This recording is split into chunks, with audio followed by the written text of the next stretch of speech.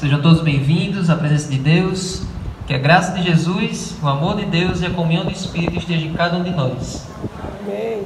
Quem aqui que está aqui hoje não veio domingo? Quem está aqui hoje que não veio domingo?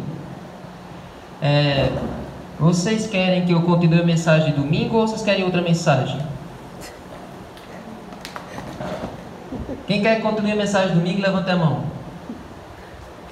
Então vamos continuar. Nós estamos estudando desde a semana passada no WhatsApp as profecias do livro de Daniel.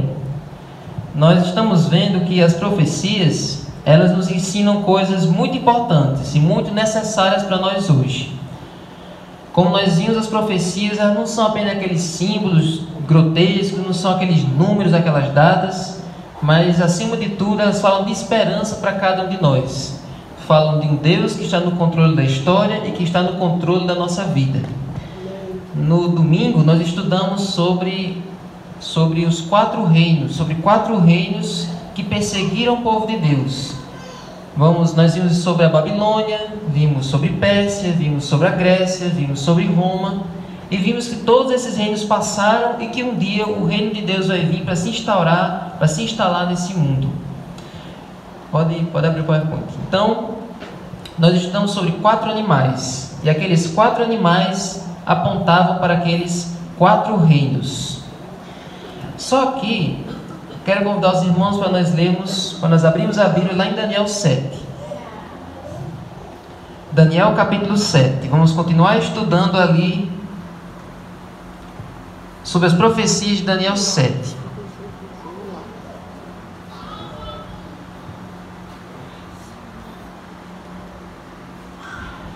Daniel 7, nós vimos ali 4 animais.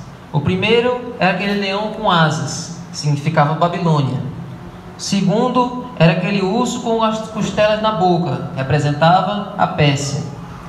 O terceiro era aquele leopardo com 4 cabeças e 4 asas, que representava a Grécia. Por último, nós vimos um 4º animal, que de tão feio, que de tão assustador, Daniel não soube comparar esse animal a nenhum outro que ele conhecia. Ele só disse assim: um animal terrível, espantoso e muito forte. Ele não soube definir esse animal, mas ele disse: olha, esse animal é tão terrível, eu quero que vocês imaginem ele como se fosse o pior animal que vocês já viram na vida, o animal mais feio que já existiu. E aí, olha, o que é que esse animal fazia? Vamos relembrar? Daniel 7:7. Depois disto, eu continuava olhando nas visões da noite, e apareceu o 4º animal, terrível, espantoso e muito forte. Ele tinha grandes dentes de ferro. Ele devorava, fazia em pedaços e pisava com os pés o que sobrava. Ele era diferente de todos os animais que apareceram antes dele e tinha 10 chifres. Vou passar. Então, de todos esses animais, o que chamou a atenção de Daniel foi justamente esse, o 4º animal. Ele ficou muito espantado com esse animal.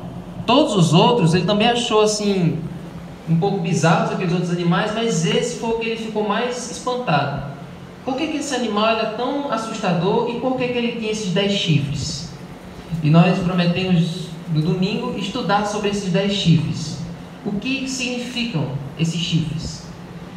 Em profecia, amigos, chifres representam poderes, representam reinos. Assim como um animal representam reinos, chifres também representam reinos. Então, pode passar. O que significam aqueles 10 chifres no 4º animal? Vamos para o verso 24. Diz assim: os 10 chifres correspondem a 10 reis, que se levantarão daquele reino. Depois dele se levantará outro rei, que será diferente dos primeiros, e derrotará 3 reis. Então, como vocês viram aí, 10 chifres correspondem a 10 reis, a 10 reinos. Aquele animal terrível e espantoso representava quem? Representava o Império Romano. E aquelas características do 4º animal, vocês viram que era um animal terrível e que tudo que ele comia, ele sobejava. Ele era um animal agressivo. Por onde ele ia, ele destruía tudo. Ele arrasava com tudo, ele matava por prazer. E era assim que era o Império Romano. O Império Romano foi o império que durou mais tempo e foi o mais cruel de todos. Ele oprimia as pessoas, ele colocava impostos altíssimos. E ele foi nesse Império Romano que Jesus morreu, que os apóstolos foram perseguidos e que a igreja primitiva foi perseguida. Eles colocavam ali os cristãos no Coliseu para serem mortos pelos leões, colocavam eles nas fogueiras. Então foi um império bastante cruel. Então, esse império foi simbolizado por aquele animal. E naquele animal tinham 10 chifres, que correspondem a 10 reis. O que significa isso? Com o tempo, os reinos que faziam parte do Império Romano, eles começaram a não querer mais obedecer o Império Romano. Eles disseram, vamos nos rebelar? Vamos nos revoltar? Não vamos mais fazer parte desse império? E eles começaram a se rebelar, começaram a fazer rebeliões, começaram a fazer revoltas. E o Império Romano foi enfraquecendo, foi se dividindo, até morrer de vez. Então o Império Romano chegou ao fim e ficaram apenas aqueles reinos ali. E aqueles reinos, aquelas 10 tribos, no qual o Império Romano se dividiu, elas viraram alguns países bem conhecidos nossos. Vamos conhecer? Aquelas 10 tribos viraram quais países dos dias de hoje? Olha aí, os 10 chifres. Aqueles chifres correspondem à Europa de hoje em dia. Vamos conhecer cada chifre? Primeiro, o primeiro chifre era do povo dos álamos. Com o passar do tempo, os álamos se transformaram na Alemanha, um país bem conhecido nosso. Então, o primeiro chifre correspondia ao povo dos álamos, que se transformaram na Alemanha. O segundo, vamos para o segundo chifre. O segundo chifre representava um povo chamado francos, que com o tempo eles se transformaram na França, que nós conhecemos hoje. Os francos se transformaram em França. Vamos para o terceiro chifre. Os bourguignons. Com o tempo, eles se transformaram na Suíça, também um país muito conhecido, nós ouvimos falar na televisão e na internet.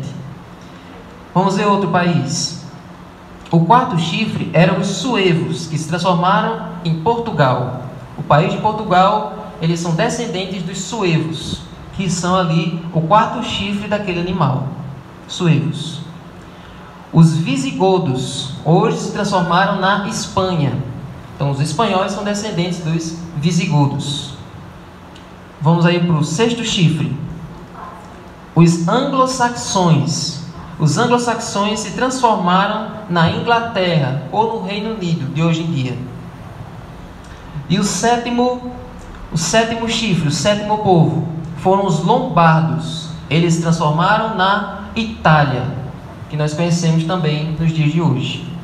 Então nós tínhamos aí 7 povos. Todos esses povos aí, todos eles estavam dentro do Império Romano antes. Acho que são 6, não? Eu já viu 7? É porque o sétimo chifre é esse que eu estou falando aqui da Itália. Sim.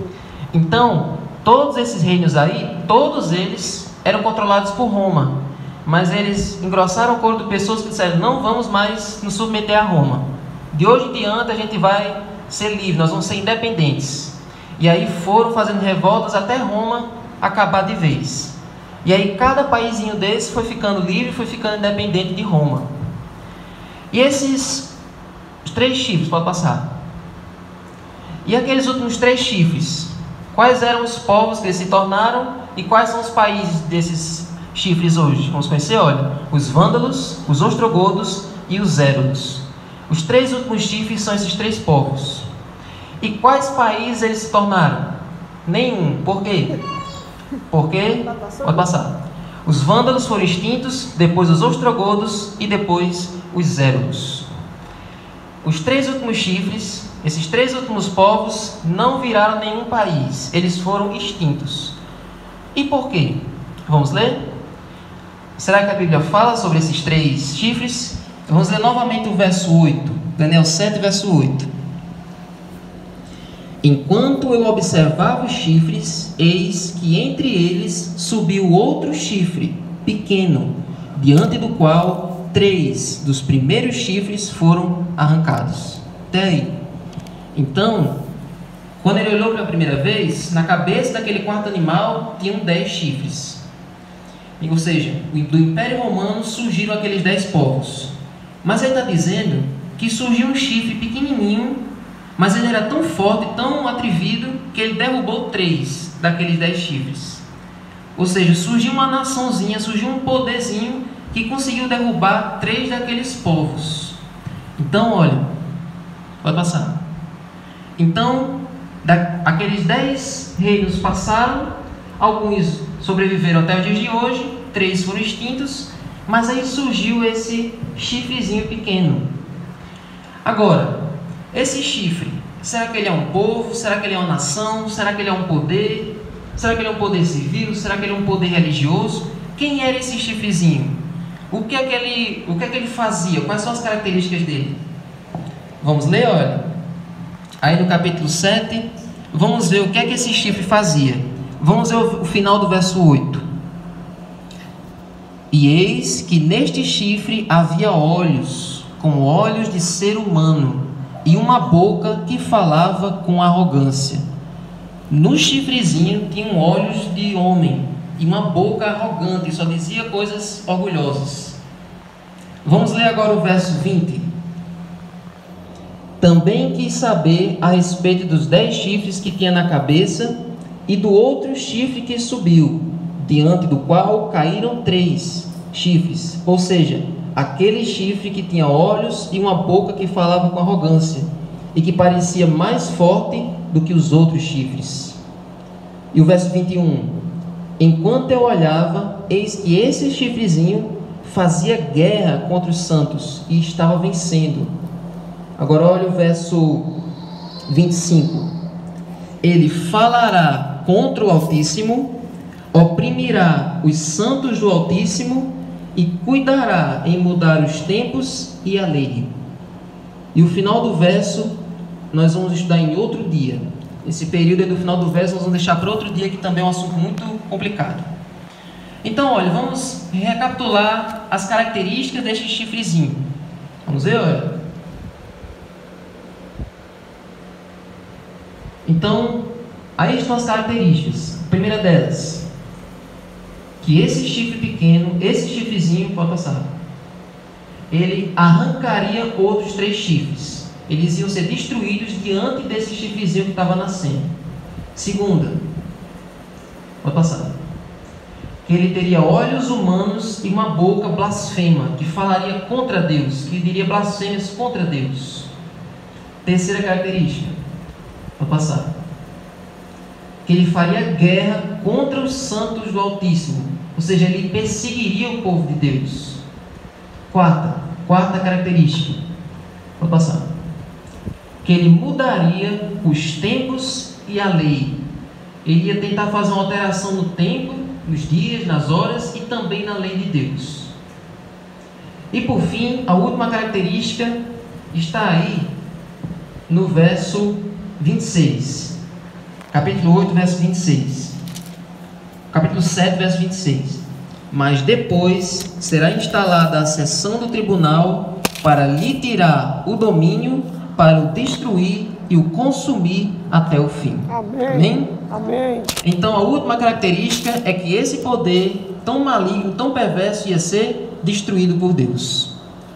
Então nós vimos aí 5 características desse chifre.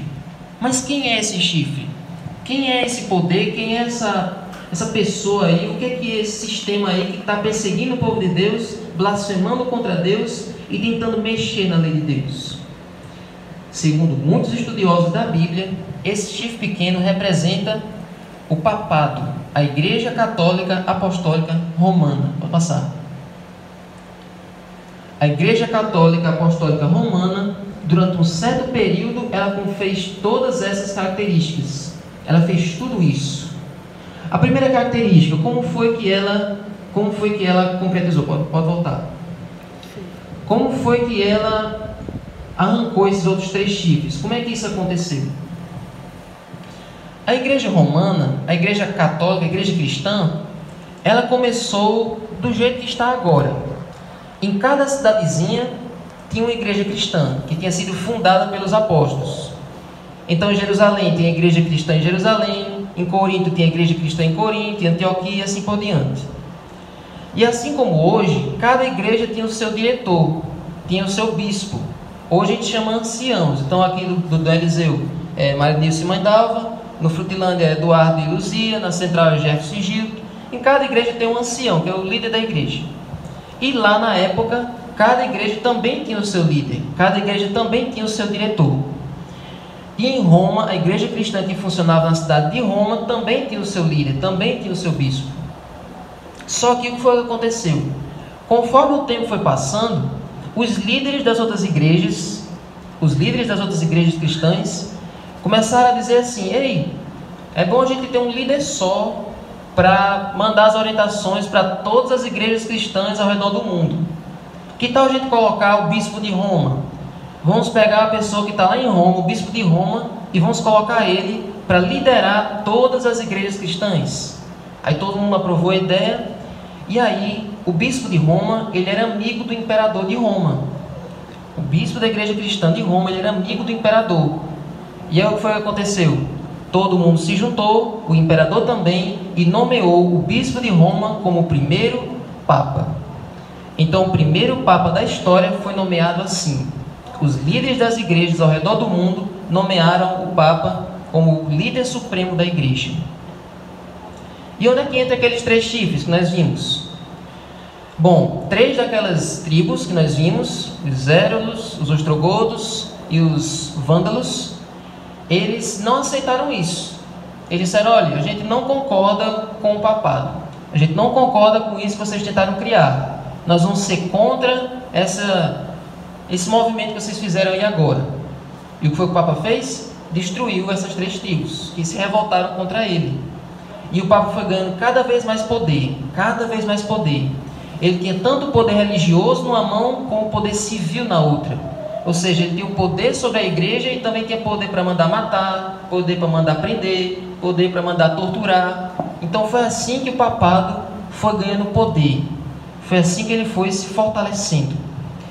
Então, como é que ele derrubou os outros 3 chifres? Desse jeito.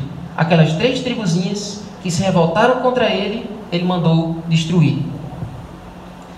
E esses olhos humanos e essa boca blasfema, que dizia coisas contra Deus, que blasfemava, como foi que isso aconteceu? Para explicar isso, eu vou voltar para uma história da Bíblia. Quem você se lembra de uma história que Jesus foi curar um paralítico? Só que antes de curar, Jesus disse assim: Jesus disse: homem, teus pecados estão perdoados. E aí quem estava ouvindo, os fariseus, disse assim: quem é você que está dizendo para o paralítico que os pecados deles estão perdoados? Quem é que pode perdoar pecados senão Deus? Então toda pessoa que dizia fazer alguma coisa que era somente Deus que fazia, isso era blasfêmia. Ou seja, perdoar os pecados de outra pessoa é uma coisa que só Deus faz. Então o que foi que o papado fez? O que foi que a Igreja Católica fez? Que foi uma blasfêmia. Foi quando ela dizia para os fiéis assim: olha, quando você cometer um pecado, você tem que se confessar para quem? Para o padre, para o seu líder religioso. Qualquer pecado, qualquer ofensa, qualquer erro, você tem que se confessar para o seu líder religioso, o padre. Então isso é blasfêmia. Isso é tomar para o ser humano uma coisa que só Deus faz. Somente Deus perdoa os pecados.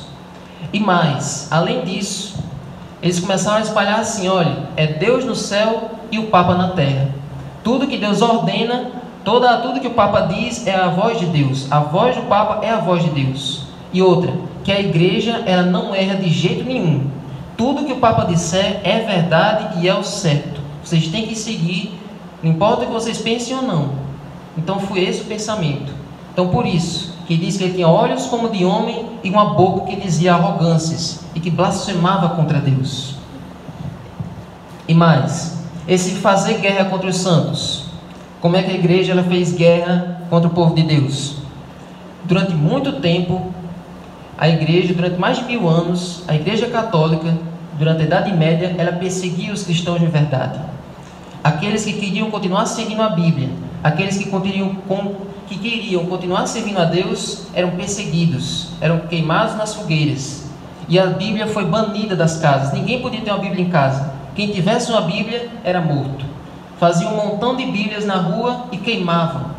Por isso que era raro achar uma Bíblia. A Bíblia ficava nos mosteiros, acorrentada na parede, e em latim. Só tinha uma linguagem. Nas outras linguagens todas foram apagadas. Tinha só a Bíblia em latim acorrentada e ninguém tinha acesso.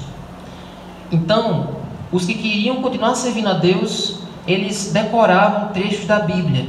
Eles guardavam frases, histórias, parábolas, versos da Bíblia e iam decorando. E tinham que se esconder nas montanhas, nas cavernas, para não serem mortos.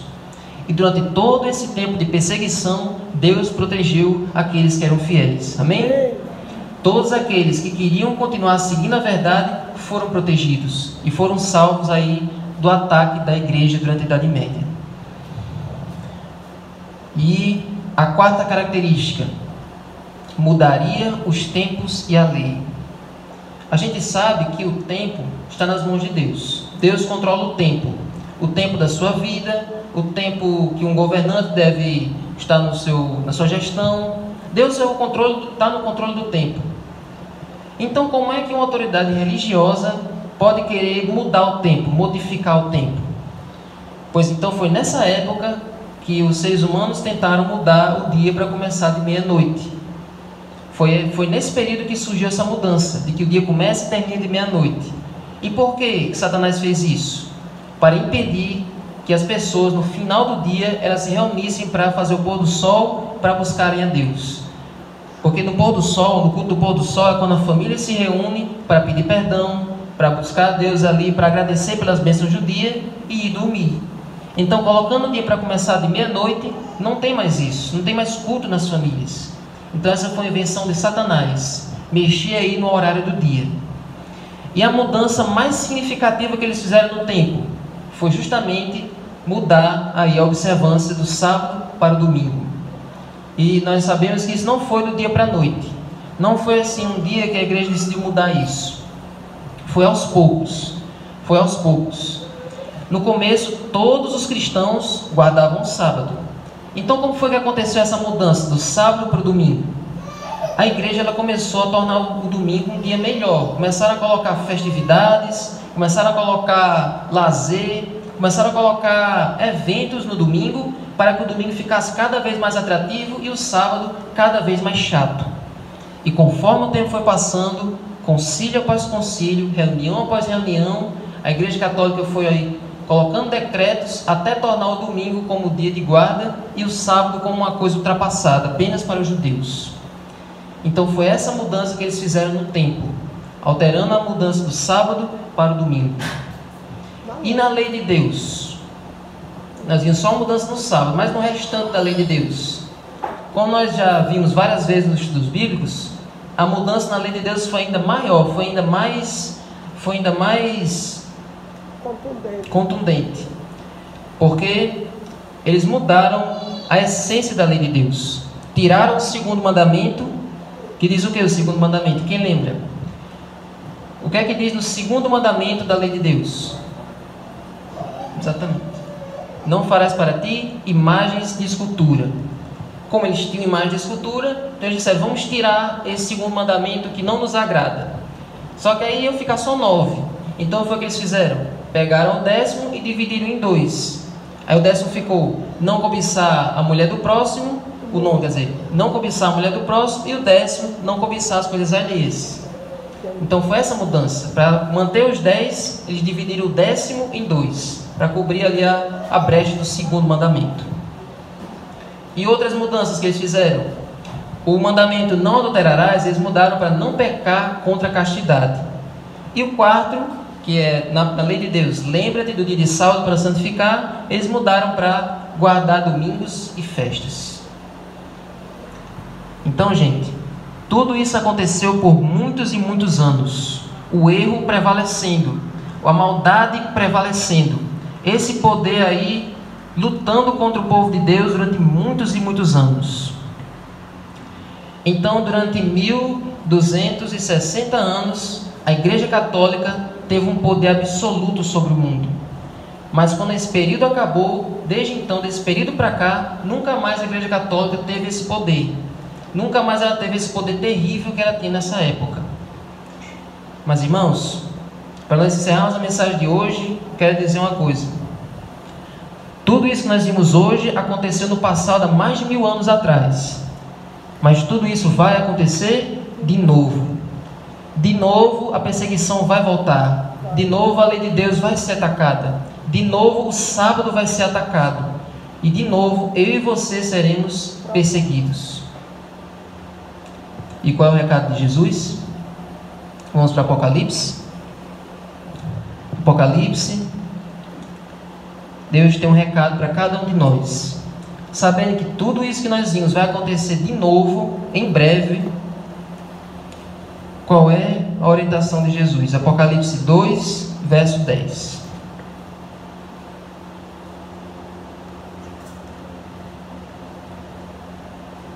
Vamos ler? Não tenha medo das coisas que você vai sofrer. Eis que o diabo está para lançar alguns de vocês na prisão, para que vocês sejam postos à prova e passem por uma tribulação de 10 dias. Seja fiel até a morte, e eu lhe darei a coroa da vida. Amém. Amém? Amém. Então, irmãos, se você está sendo perseguido, isso não é para você ficar com medo, nem você ficar triste. Isso é sinal de que você está seguindo a verdade. Se você acha que o seu testemunho não vai dar em nada, se você acha que não vai ter nenhuma estrela na sua coroa, nisso você está enganado. Porque qualquer testemunho seu, qualquer palavra, qualquer vídeo, qualquer coisa que você mande para alguém, vai resultar na salvação de alguma pessoa em algum momento da sua vida. Verdade. Todos esses cristãos de verdade que morreram queimados nas fogueiras, na hora eles podiam pensar que aquilo não ia dar em nada. Mas toda vez que a fogueira, o fogo se apagava e só sobravam as cinzas, alguma pessoa que estava assistindo ali se sentia tocada a assumir o lugar daquela pessoa que estava morrendo. O sangue dos salvos era como semente. Então, irmãos, o nosso testemunho, ele vai alcançar pessoas. O nosso testemunho, ele vai alcançar alguém em algum momento da nossa vida. E sabendo que tudo isso está predestinado a acontecer novamente, nós devemos ter a convicção que nós devemos ser fiéis hoje, enquanto tudo está bom, enquanto tudo está propício para nós pregarmos o Evangelho. Vamos ser fiéis até a morte e esperar que um dia Deus nos dê a coroa da vida. Amém? Vamos ficar de pé? Vamos fazer uma oração?